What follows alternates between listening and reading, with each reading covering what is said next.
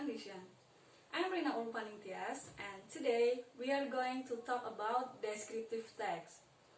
Jadi hari ini kita akan bahas teks deskriptif. Nah, dari judulnya pasti kalian udah langsung tahu ya, apa sih teks deskriptif itu? Nah, teks deskriptif adalah teks yang mendeskripsikan sesuatu, bisa orang, benda, atau tempat. Historical place atau tourist destination, tempat-tempat bersejarah atau tempat wisata. But today, we just discuss about descriptive text describing a tourist destination. Nah, hari ini kita hanya belajar descriptive text tentang tempat wisata atau tempat-tempat bersejarah. Oke? Paham ya? Bisa dipahami ya? And then next, let's see the social function of descriptive text.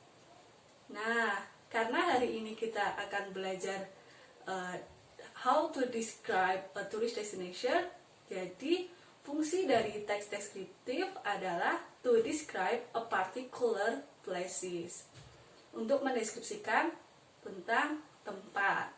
Nah, misalnya nih, kalian telah membaca sebuah teks deskriptif tentang suatu tempat atau bangunan bersejarah. Misalnya tentang Candi Borobudur atau Borobudur Temple.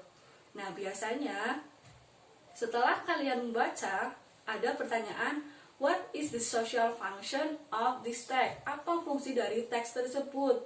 Nah, kalian tinggal jawab, the social function of this text is to describe a Borobudur Temple, untuk mendeskripsikan Candi Borobudur. Nah, mudah kan? Nah, oke. Mudah kan dipahami? And then next, the generic structure of descriptive text. Nah, selanjutnya, apa sih struktur atau tahapan-tahapan dalam membuat teks deskriptif atau bagian dari teks deskriptif? Nah, yang pertama itu ada identification. Nah, yang kedua ada description. Identification itu adalah menjelaskan gambaran secara umum dari misalnya tempat wisata yang akan kita jelaskan. Mulai dari apa namanya, nama tempatnya, what is it, kemudian where is it, tempatnya di mana. Nah, itu dijelaskan di bagian identification. Intinya identification itu menjelaskan secara general atau secara umum dari hal-hal yang mau kita atau tempat yang mau kita jelaskan. Kemudian yang kedua itu ada description. Nah, description, di bagian description ini berisi hal-hal yang lebih detail atau lebih spesifik dari teks tersebut. Misalnya kalian mau menjelaskan tentang Borobudur Temple atau Candi Borobudur. Nah, di bagian description kalian menjelaskan bentuk-bentuknya atau yang lebih khususnya detail, secara detail. Misalnya Borobudur Temple itu bangunannya itu dibuat dari apa, kemudian ada berapa tingkatan atau patung yang ada di Candi Borobudur tersebut. Jadi kalian menjelaskan secara detail.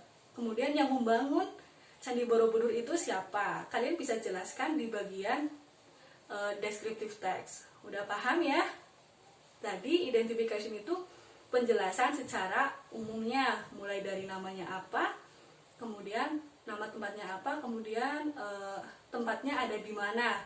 Kemudian kalau description, bagian description itu menjelaskan secara detail atau secara khusus, ya, bentuk bangunannya seperti apa atau aktivitas-aktivitas apa yang kita bisa lakukan di sana, itu bisa jelaskan di bagian description. Oke, can you catch my point? Bisa dipahami ya? Oke, and then next we are going to the language feature. Selanjutnya ada language feature-nya atau gaya bahasa yang digunakan di dalam teks deskriptif. Apa sih gaya bahasanya? Nah, dalam teks deskriptif itu biasanya menggunakan simple present tense atau bentuk dasar. Nah, tapi ada tapinya nih.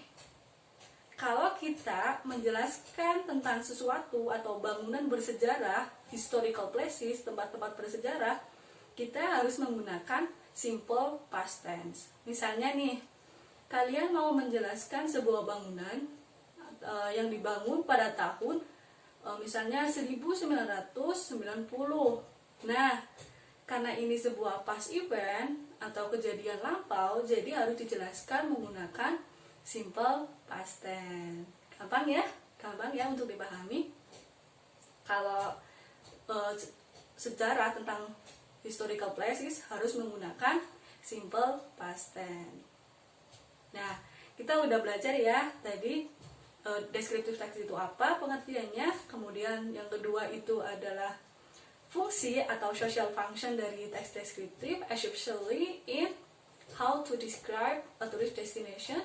Kemudian yang ketiga adalah generic structure-nya, dan yang terakhir tadi kita sudah tahu ya language feature-nya apa. Nah, sekarang next let's see the example of descriptive text.